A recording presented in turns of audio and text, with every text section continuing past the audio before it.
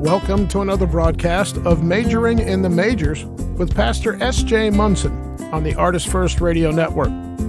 All past shows are available in podcast form. You can find them at artistfirst.com. And now, here's your host, author of Christ Held Hostage and The Treasure of Israel. It's Pastor S.J. Munson.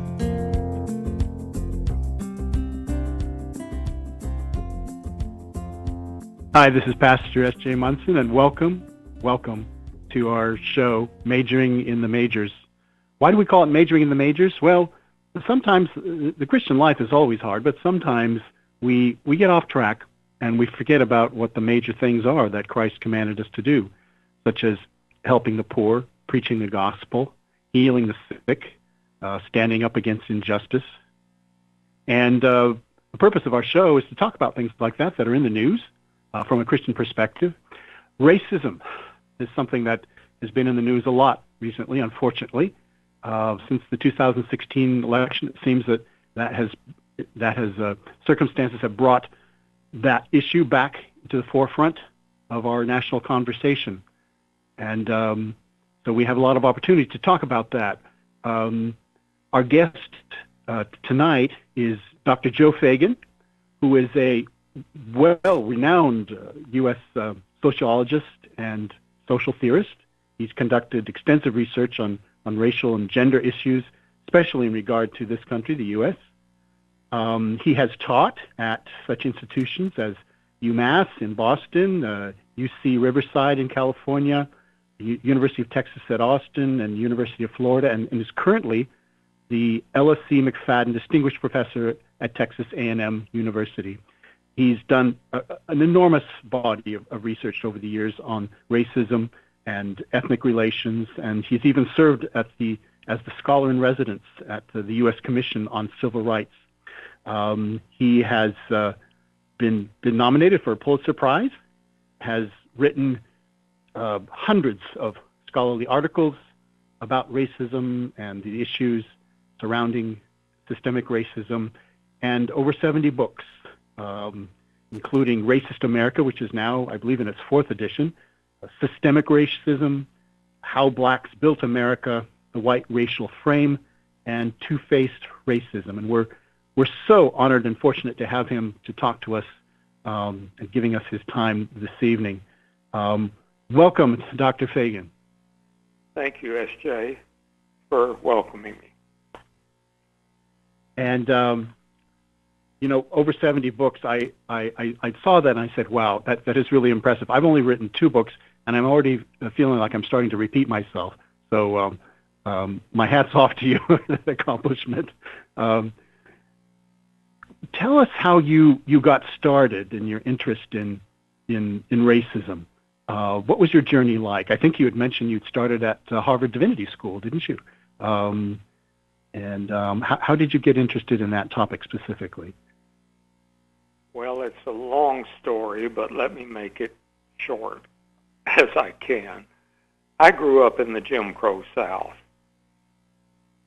I was 31 years old before one of the world's most oppressive racist systems, Jim Crow segregation, was abolished in this country. You grew up in Texas, is it? I grew up in Texas, in Houston, Texas, which was a very Jim Crow town when I was growing up. Black people were supposed to step off the sidewalk when white people walked by. It was that bad. Telephone booths were segregated. In many places in the South, it was against the law for blacks and whites to play cards together or to ride in the same taxi. Jim Crow was an extreme exploitative system targeting black people. And as a kid growing up in the South, I never had an adult, white person, who had the integrity to stand up against Jim Crow. And the N-word was commonplace among my friends, my relatives, in the media, in the 1950s era. And as a kid, it didn't make sense to me. I thought it was unfair. I was pretty. So you always felt that there was something wrong. Yeah, from the time I was a kid, I felt something was wrong, but there was no. Oddly enough, there was never an adult as a role model. That's, of course, a lesson for trying to deal with racism today among white people.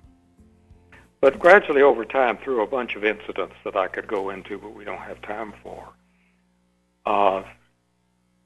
more and more about the Jim Crow system upset me. It didn't make sense to me, but I didn't, like I said, I didn't have any role models. I didn't have a conceptual framework, like an anti-racism framework to operate out of it. It just seemed grossly unfair. And I started out at Harvard Divinity School from a fairly religious Baptist background in the South. And at Harvard Divinity School, I had my first sociology class with James Luther Adams, a very famous progressive theologian. Mm-hmm. And his work in social ethics was very challenging. It gave me a framework to understand the oppression of Jim Crow and things that I'd grown up with. And it also pushed me in the direction of reading social science books that I never had in college. And so that's I kind of gradually evolved. I'm still ABD at Harvard Divinity School for a PhD in social ethics, but I switched over to sociology. So my PhD at Harvard is in sociology. And early on, including in my dissertation, I got into a lot of field work on racism in the Boston area, racial oppression in the North, developing conceptual frameworks for making sense out of all of this. Right. And you travel a lot around the country lecturing. You've seen a lot of America, I'm sure, and sharing the results of your research into the roots of racism. As you look into our history, and I'm sure you've been examining primary sources and letters and things like that, what do you think is one of the most startling or striking or even shocking facts that you've encountered in looking at our history? That's a very good question, because a critical feature of the way whites in this society have handled this long history of racial oppression is to cover it up, to create a lot of misconceptions, to cover up the honest history, to make up mythologies about it. And part of what good social science and other disciplines do is to probe and question and challenge that miseducation of the American people. Mm-hmm. And one very good example of that is just how deep and foundational systemic racism is in this country. As you and I have chatted about a little bit, I often use a handout with what I call the timeline of racism. Mm-hmm.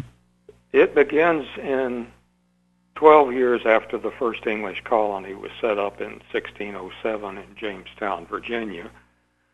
The lazy white colonists there decided they needed enslaved black people to help work the land that they were taking from indigenous Americans.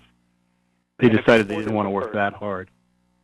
They imported 20 African enslaved African workers off a Dutch-flagged ship in 1619. The New York Times recently has done a big project called 1619, and they picked that date when the first Africans were brought into an established English colony. And so this is the actual 400th year. It's been 400 since whites in that first English colony imported Africans in as slaves. And from that time until 1865, this country was firmly and extensively based in a slavery system. 246 years, 60% of this country's history is one of the most extremely oppressive systems anybody ever invented, the U.S. slavery system. Most Americans don't know that. They haven't thought about the implications of, we're the only advanced industrialized country for which that's true, founded on systemic racial oppression in the form of enslavement of human beings. 246 years, 60% of our history. Then, of course, there's a brief Reconstruction period where we had a chance to move in an anti-racist direction. But collusion between northern elites and southern elites killed Reconstruction with its attempt at some reparations. And by the 1870s and 1880s, Jim Crow segregation took off like a skyrocket. And Jim Crow segregation lasted another 22% of our history. It was an extreme system of oppression, like I started out mentioning. It was really slavery without the chains. It was near slavery. So if you add those two together, that's 350 of our 400 years. 350 of 400 years, 82% or so, right, of that was extreme racial oppression. That's foundational for the United States. It's not tacked on as a cancer on the side of this country. This country is founded on extreme racial oppression. We have a U.S. Constitution we still live under that was substantially made by slaveholders to protect that slavery system in 1787. How did that come about, and what does that look like? How is the Constitution, how was that used to perpetuate that system and to protect the slaveholders? Well, first, at least half the key players in that Constitutional Convention, George Washington chaired it, was one or two richest Americans at the time because he and his wife owned 400 African Americans. Oh, that's amazing. The brains of the Constitution, most people consider the brains of the U.S. Constitution, the organizer, the detail man, was James Madison, another major Virginia slaveholder. A couple of hundred slaves, if I remember correctly. There were other people, even Benjamin Franklin, who late in life headed up a Pennsylvania anti-slavery organization. Even he, in his younger years, was selling enslaved workers through his store and advertising against runaways in his paper. He's usually considered the real aging liberal of the Constitutional Convention, but he too had been a slaveholder. And that was in Pennsylvania. Yep. About 40% of the people there, 55 white guys made the Constitution. They were totally unrepresentative, right? There were no women there, there were no black people, no Native Americans, and no women. And there weren't any working class white men either. It was a severely biased convention. That made sure in the body of the document there was great protection for the slavery system. The most famous is the 3/5 clause, right? Right. Where for various purposes they needed to count population for like representation in Congress. And the southern colonies with huge slave populations wanted that population counted so they would have more white representatives in Congress. But they cut a deal with the northern colonies who didn't want them to have that extra representation. And you can see the deal was not a 50-50 compromise. The Southerners got a 60-40 compromise, right? Right. And that compromise, had profound effects. Thomas Jefferson would not have been the third president of the United States except for the fact that blacks were counted for purposes of electing whites by the new state. The 3/5 clause, another clause in the Constitution protected enslaved property. If slave property ran across lines, it was an anti-runaway law, intentionally protecting slaves as property, like cattle. There were numerous provisions, including this Second Amendment, eventually, right, protecting the establishment of militias, armed militias, creating the establishment and allowing the creation of armed militias to put down uprisings in the new states. And the main one the Southerners were worried about were black enslaved populations rebelling. So you got those provisions in there, which were in there to protect enslaved property against them rebelling. And there are numerous other provisions that were designed directly or indirectly to protect the slavery system. I can think of one that it said no law regarding the institution of slavery could be passed before, was it 1808 or something like that? Against the slave trade.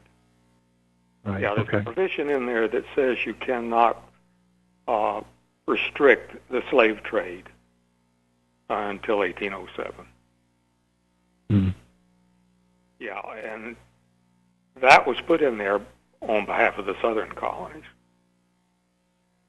especially. Now, you've shared some really, I would say, shocking things about the father of our country, George Washington. We all know that he owned many slaves, as you've said, but he. Someone once asked me, as a pastor, do you think George Washington was a good? He was a slave owner, but he was a good master, right? And I said, I mean, is there such a thing as that? Is there such a thing as a good master? If you're upholding, perpetuating this system of tyranny and terror, how can you be good in any way? And there are things, though, that Washington, he was concerned about his reputation and how history would see him. And there are things that were hidden there. Can you share a little bit about that?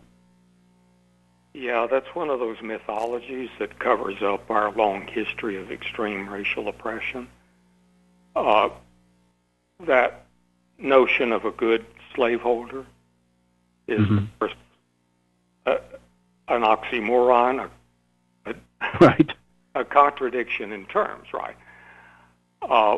Washington, the famous George Washington, was an authoritarian slaveholder who viewed his slave plantations as a patriarchal family, and he was the head of it.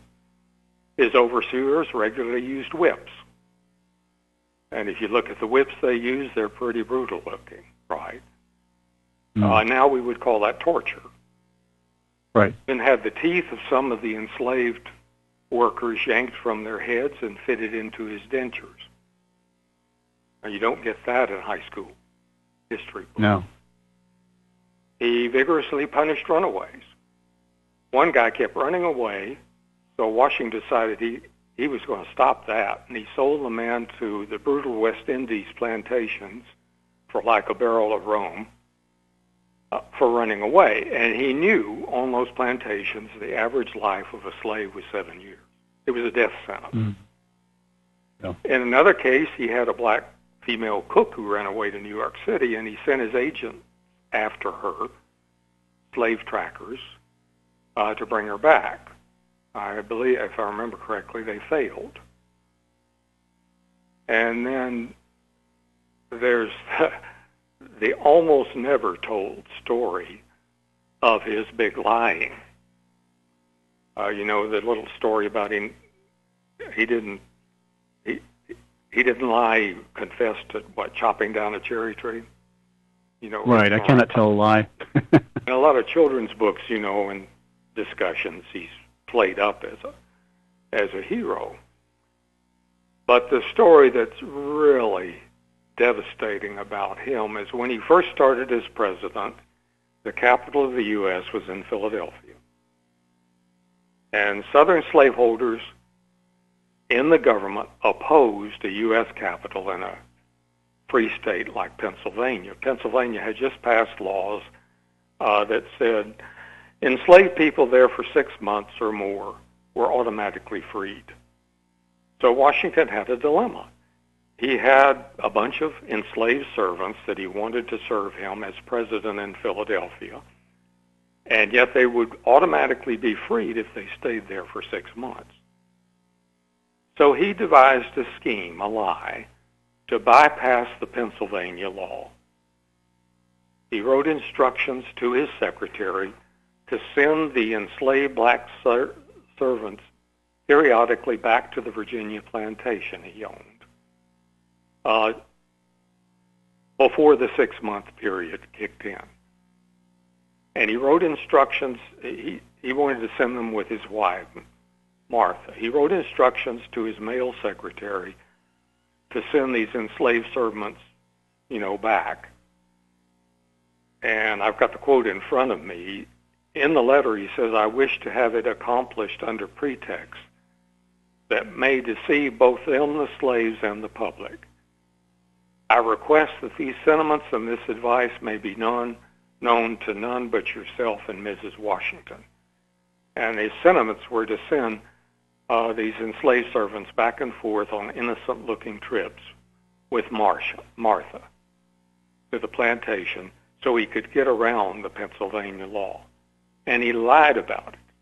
He told his agent to lie to everybody but Martha and yourself. Nobody will know. And unsurprisingly, pretty soon the democratic U.S. relocated its capital to Washington, D.C., which was straddling 2 slave states. So it wouldn't be in the economic and cultural centers of Philadelphia or New York, the big cities. It was in the swampland between Virginia and Maryland. Now, this man is not a role model, in my judgment, for U.S. children. Mm-hmm. It's pretty shocking. Really is devastating. Or the law. He intentionally violated the laws. He lied about it. He had to have enslaved servants. I don't know why he couldn't hire white people or free black people. Powerful whites historically, especially on racial matters, just ignore the law. Hmm. Now you have written a book called How Blacks Built America, which is not your typical book about, African Americans have contributed things too. You go much further, and what are some of your conclusions in that book? Well, I think the major conclusion, what I would stress the most and do stress the most in it, is the huge contribution that black Americans have made to this country's democratic process, small d democratic process. From the very beginning of slavery, black Americans have been revolting against oppression, and many of their leaders, starting with little Phyllis Wheatley, the poet, whose sweet little poems are usually quoted and not her more critical of racism poems, and unforgotten heroes of American history, like David Walker. David Walker was a young black printer in Boston who decided to print up a manifesto attacking Tom Jefferson's hypocrisy. Jefferson had articulated in the Declaration of Independence, all men are created equal. And David Walker, in a 1829 manifesto, attacked Jefferson for his hypocrisy and said, why don't you really mean all men are created equal? Attacked him for being a slaveholder. And articulated in detail what probably is the first real Declaration of Independence in this country's history, because he included all Americans in his statements about freedom and justice. It's called an appeal to the colored citizens of the world. He actually wrote it for the world. It's a liberation document using the language of Jefferson, but expanding it to everybody. You know, Jefferson and the founders mainly meant that for white people, and mainly white men, and mainly well-off white men. And this young black printer extended it to everybody, not just to black people, but to everybody. And what was his name again? Speech about David Walker and his 1829 appeal. Anyway, so I think a main theme in that document is the very long tradition of black Americans, African Americans, articulating liberty, justice for all in meaningful terms. They really mean it. It's not just, you know, founding fathers rhetoric.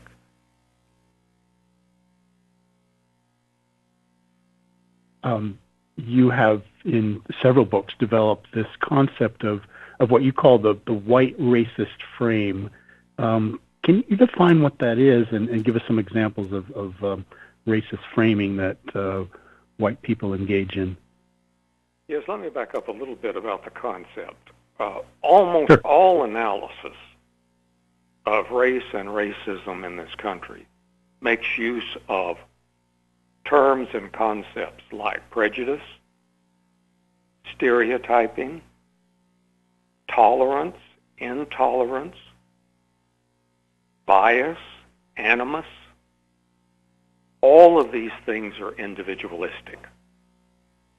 They're useful to a degree, but if you pick up a typical social science article or humanities article or public policy in the New York Times, when they're analyzing racism, they usually focus on individual prejudice, stereotyping, maybe small group, mostly individuals.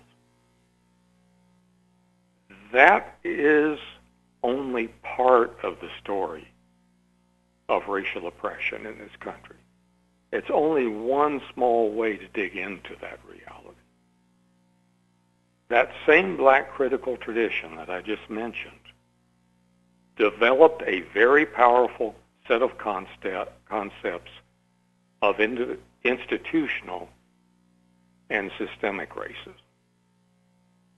That the problem in this country goes beyond prejudiced individuals to institutional structures in employment, in housing, in education, across the board, which have historically and intentionally often discriminated against black Americans and other Americans of color.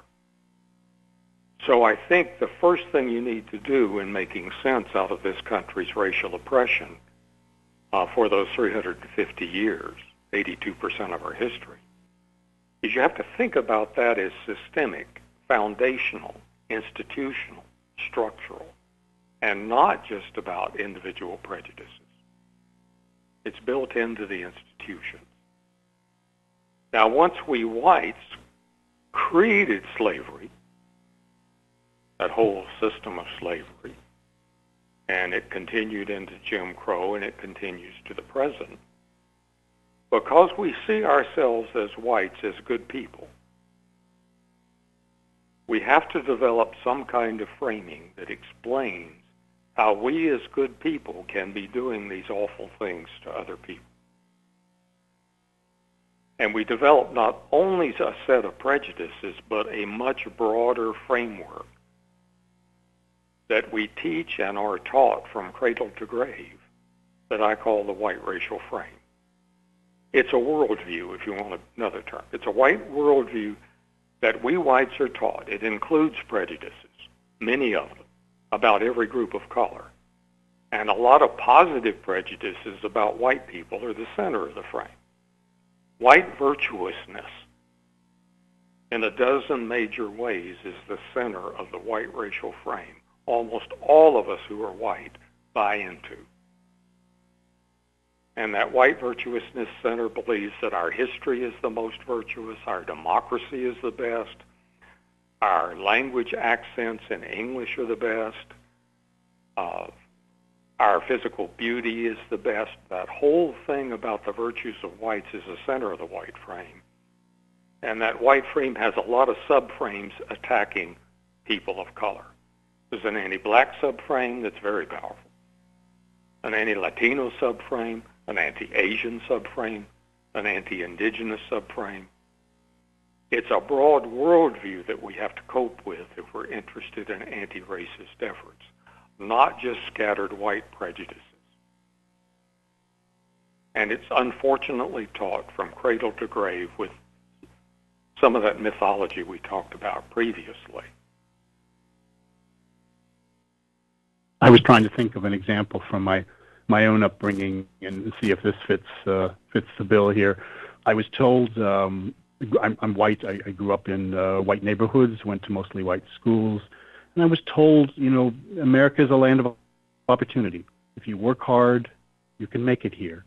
And so by extension, if you didn't make it, if you were struggling or poor, then there was something deficient about you, or even that you were lazy.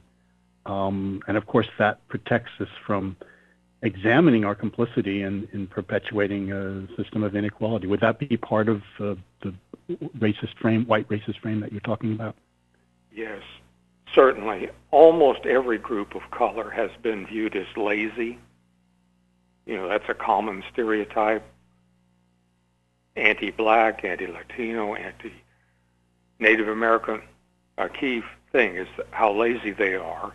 And of course, the positive part of the frame is how hardworking we whites are. Mm. And we assume, since we've never been black or Latino or Asian or Native American, that they can just work hard like we did, right? Most whites are accurate in talking about how hard they worked. But we didn't face the barriers that those other groups did. Lyndon Baines Johnson, back in the 1960s, loved to talk about, he finally figured out what anti-racist strategies might look like. And he had that famous story where, black people and white people are running a race. Only for the first 3/4 of the race, black people are held back, and they're not allowed to run, right? Until you get to like the last fifth of the race. Of course, that's unfair, undemocratic, unjust. But, a lot of us who are white, the center of that white frame is we end up we're born on third base, sort of. Right. Fortunately, we're getting new research studies that just show just how much we whites have inherited over 20 generations. Almost every white family over 20 generations. And some of those who came in, in 1900, who have far fewer generations, have been able to pass all kinds of resources on to their children, their grandchildren, and their great-grandchildren. And black Americans, other people of color who've been here those same 20 generations, that 400 years of America, right, over that long period, is about 20 generations. And we whites have been able to pass along those generations money, businesses, other kinds of wealth. We've been able to create social networks that help employment for our children, grandchildren, great-grandchildren.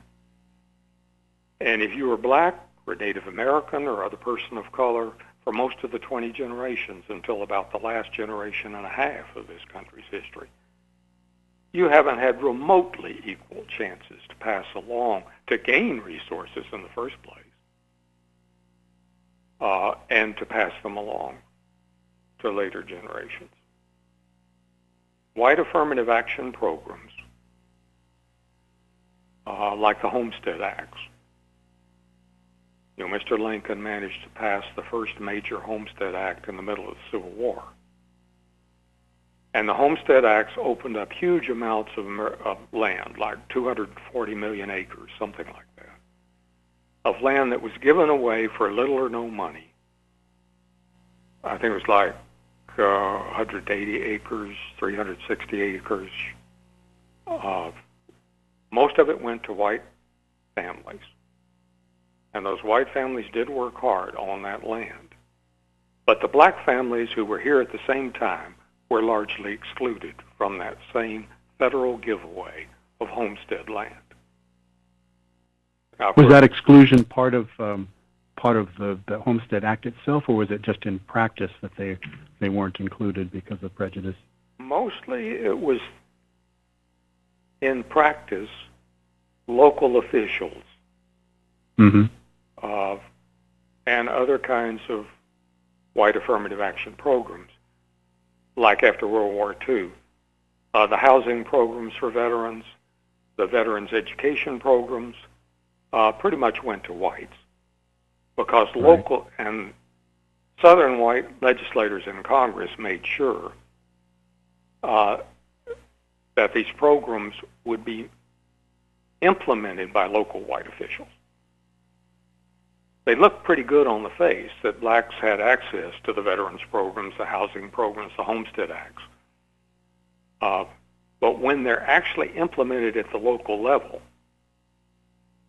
and violators, whites trying to discriminate, are not punished by those local officials, it ends up being pretty much a whites-only program. The Homestead Act, mostly whites, overwhelmingly. The Veterans Act, you could go to school as a white veteran after World War II for little or no money. They even gave you a stipend for every day. GI Bill. Right? My father was on the GI Bill. My father too. My father graduated from Texas A&M in the 1930s when it was white male only. Right. Came from a working class background. It cost $50 a year. I mean, it's and we're still one of the cheapest universities, but we're something like, I don't know, $20,000 a year. And I think in the 1930s, I'm sorry, the 1930s, the New Deal, Roosevelt's New Deal, a lot of those programs were sabotaged at the local level, as you're talking about, by particularly in the South and elsewhere, I'm sure as well. But Southern whites did not want the blacks in their communities to get a leg up. Exactly. Yeah. Nope. The programs, many of those programs, the ones you just mentioned, the ones I mentioned, if you look at the legislation, it looks good. It looks like it's open to everybody. But Congress and even President Roosevelt colluded in or established this system where local officials really had the power.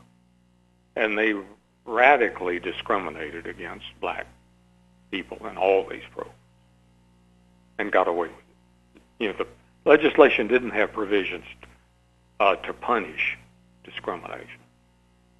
It allowed it at the local level. Right.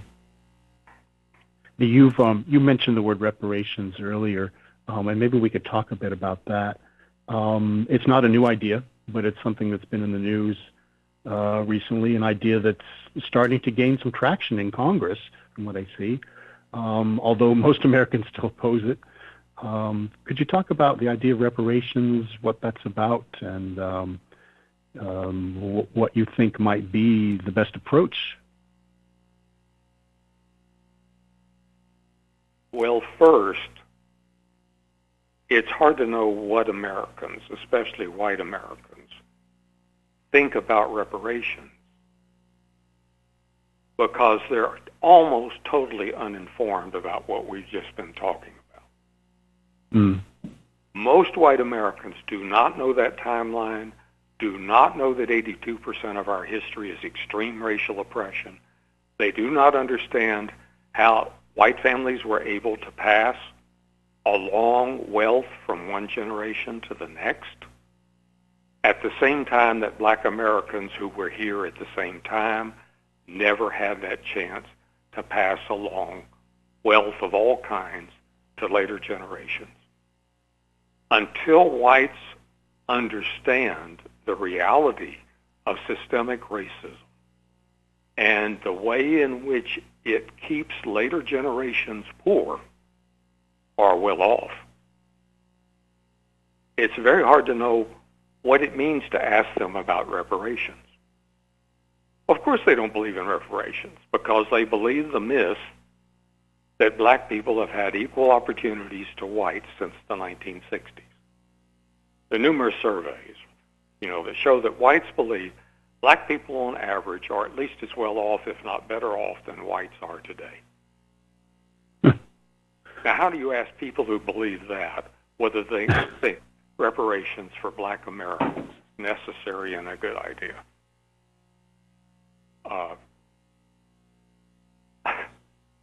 They're ignorant, right? Yeah. And my experience with white students is at least half of white students in a class with an honest discussion of America's racial history and realities. At least half those white students will start, well, maybe reparations is a good idea. They're willing to consider it. But it's one of these things you can't get to B without A, right? Right. Yes, most white Americans oppose reparations. Yes, most white Americans don't know our racist history. Yes, most white Americans have never thought about that intergenerational transmission of wealth that's racialized.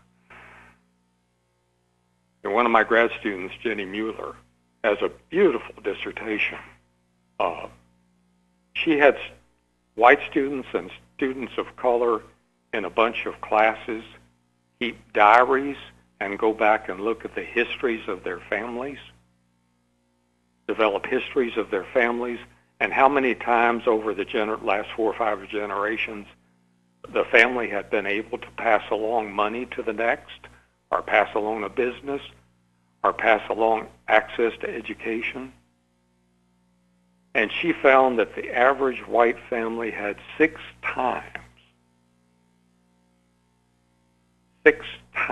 as many transfers of wealth, money, businesses, capital, other stuff, across the generations as the families of color. And they also had 5 times as many access chances to those federal programs we talked about. Did your family ever get homestead land? Did your family ever get access to the GI Bill? The white families had far more of that kind of access going back over the last 3, 4, 5, 6 generations as the families of color. Talking about racial literacy, I am, from what you're saying, I'm seeing more and more, and I agree with you that most Americans are illiterate when it comes to our own history of racism. And recently in my city, there was a proposal before the school board, and I'm sure this has happened in many other cities across the country as well, that African American history should be regarded as part of the curriculum, and not an elective option for just black students to take, but required for whites and blacks alike. Unfortunately, the motion was shot down, and doubtless, there are probably many reasons, but obviously there was one of the main reasons was fear of backlash.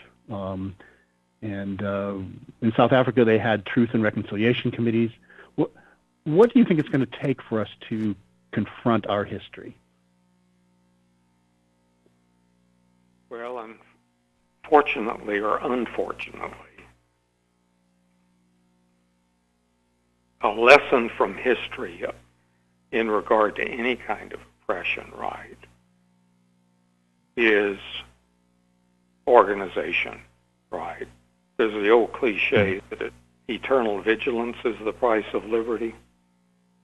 Right. I think really eternal organization is the price of liberty. There have been two major periods in American history where we got major racial change against racial oppression.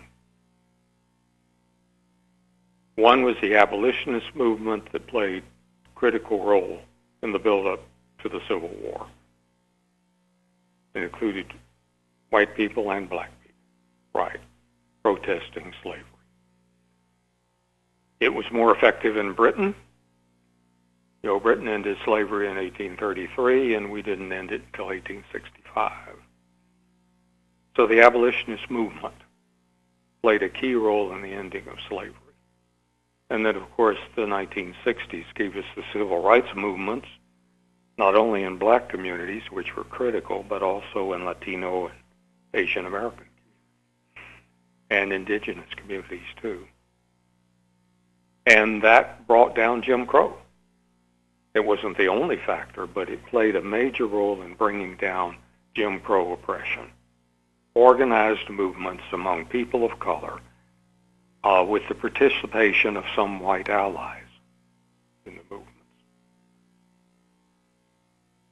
Organization. Yeah. You can't do it with workshops. You know, I and my friends have done tons of workshops on racism and anti-racism. They're helpful, but you need at least 6 months to even begin to get whites to think critically about the underlying reality of our systemic racism. You know, as I said at the opening of the broadcast, the 2016 election was a real eye-opener for me as a white person. I had sort of convinced myself that we had made some small amount of progress, and it just seems like racism just kind of went underground, and just waiting for that champion, to whistle and say, okay, it's safe to come out now. We're mainstreaming white supremacy again. What do you think the 2016 election and the aftermath that we're living through says about us as a nation? And what can we do? A lot of us feel just angry, frustrated, and helpless sometimes. What can we do about it? On the first part of that, we need a deep understanding of our racist history. I've been writing articles on this for decades, and I've been accused of being too pessimistic, even by my academic friends. And then 2016 happened, and they all had to apologize. Right? It's like, because some of my black friends had always said, you're not pessimistic enough, right? It's like, our racial realities are built into our foundation. So preaching at them is not enough, right, by any means. We need to first re-educate America's population, especially its white population, on our racist history and on the successful rebellions against it, like that black critical tradition on real democracy, and why these civil liberties that expanded after the Civil War were substantially due to anti-racist organization, and the expansion in civil liberties with the Civil Rights Act of the 1960s were a result to a substantial degree of black and other people of color organizing for civil rights. We have 3 of the best civil rights laws on the planet as a result of that in the 60s. They're weakly enforced, but that's another matter. So I'm back to that argument. Eternal organization is the price of liberty. That's the only way to make major change in this country. Right. And of course, it's not about just electing the right people. Yeah, I just got back from a conference in Minnesota. And one of the organizations backing the conference is an organization with an acronym ASDIC.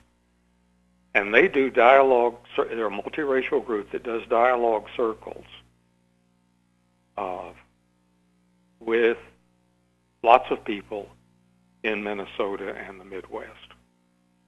I think they've done like 100 to 200 of these dialogue circles with like 2,200 people, a majority whites. But they have learned that in order to even begin to get understandings of systemic racism, the white framing, our racist history, they have to do 20 weeks with like 3 or 4 hours a week, just to even begin this with ordinary white people. Mm. You know, it's not a 3-hour workshop. You've got to invest over 20 weeks, I think it is. And we need, in my judgment, 1 million of these organizations, you know, doing these workshops on a large scale for long periods of time. You have to break down that white framing, white racist framing, and it's not going to happen overnight. Yeah, there is. It takes time. So one piece of optimism I see is that from the beginning, this country's population, including its white founders, articulated at least the rhetoric of liberty and justice for all.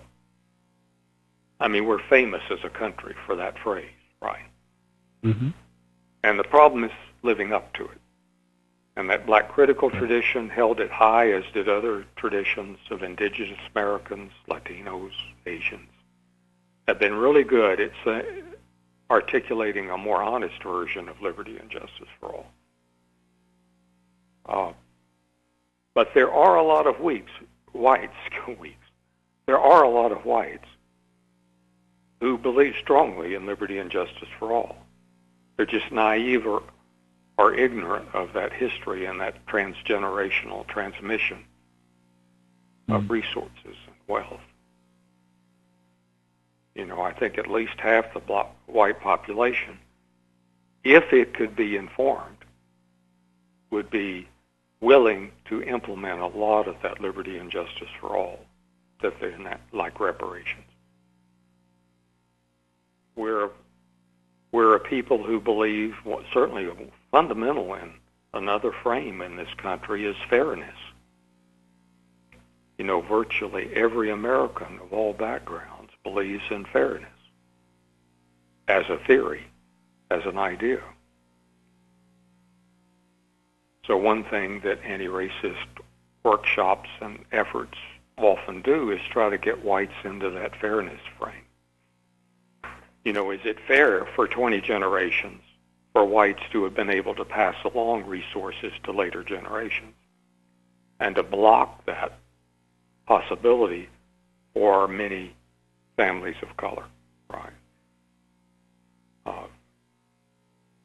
And frame that in terms of fairness. That often. Well, Dr. Feagin, I wish we had another couple of hours to continue to talk about it. This is really a really substantive discussion, and I've been looking forward to it a great deal. Your books, would it be easiest for people to look on Amazon, your Amazon page? Do you have an Amazon page that lists your books, or do you have a separate website that people could order some of your books? Yes, Amazon pretty much has them all listed. The main one to start with would be, I think, the White Racial Frame book. It's out in a second edition, and in about 6 months will be out in a third edition. It's a very accessible entry into the ideas I've been talking about. The other one is Racist America that you mentioned. It's out in a fourth edition, and it has footnotes backing up all these ideas and statistics and stories that I've been talking about. There are many others like the one you mentioned, How Blacks Built America. And I have a book, Systemic Racism. I have one on racism and politics. called White Party, White Government. But and Amazon, or just Googling them up will bring them up on other sources. We also have a blog of experts on race and ethnic and racial matters called racismreview.com. And that's Feagin, spelled Feagin, for those of you listening in. Dr. Joe Feagin, Feagin. Thank you so much for making the time. I hope you have wonderful holidays. And I hope perhaps we can have you on again sometime and continue our discussion. Thank you so much for making the time to be on. And God bless you. Thank you for inviting me. And this is Pastor S.J. Munson signing off.